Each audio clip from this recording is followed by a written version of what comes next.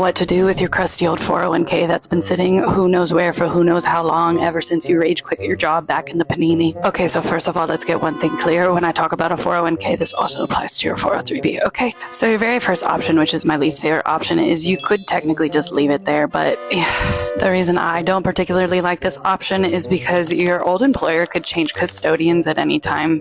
Custodian is just like the person that holds the 401k, and then you're like, where did my money go? That happened to me and I didn't like it. Like, it's still your money, but it's just like annoying having to hunt it down. And like when they did that to me, they didn't even tell me who they moved it to. So like I had to call HR and everything. So we don't love that option. So the second option that you could do, which I also don't love, is I guess technically you could cash out your 401k. But the reason we don't want to cash out our 401k is that number one, you're going to have to pay taxes on all of that. And that could be a lot of money that you're going to owe in taxes.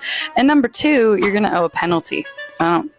I don't want to pay penalties. Plus, if we go back to the reason of why you started investing in your 401k in the first place is because you wanted to save money for your future, right? I'll spare you the math details, but it's really, really difficult to make up for all the money that you pull out of your 401k if you do that every time you leave your job, or even if you do it once. So just don't do that if you can avoid it. Now, the third option, which is probably my second favorite option, is you could just roll over your 401k into your new 401k. Like if you have a 401k or a 403b at your new job, you could just roll that bad boy on over.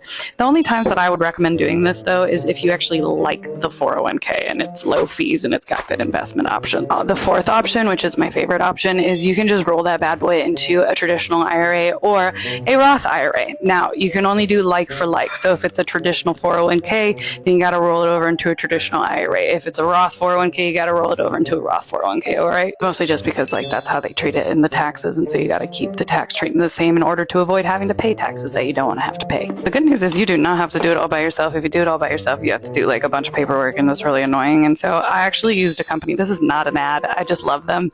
I used a company called Capitalize, and they did it for me for free twice. So yeah. Oh. I think we all saw that coming. I do have an affiliate link though, so if you want to comment Capitalize to get my link, you can do that, or you can just Google them. Now here's the thing, when you roll that money from your 401k over to a traditional IRA, you are responsible for picking your own investments, okay? So go watch some of my other videos about how to pick your own investment. Or I also have a 90-minute free training that you can learn what types of investments to pick and how to do it yourself. Just comment training and I'll send that to you. Okay.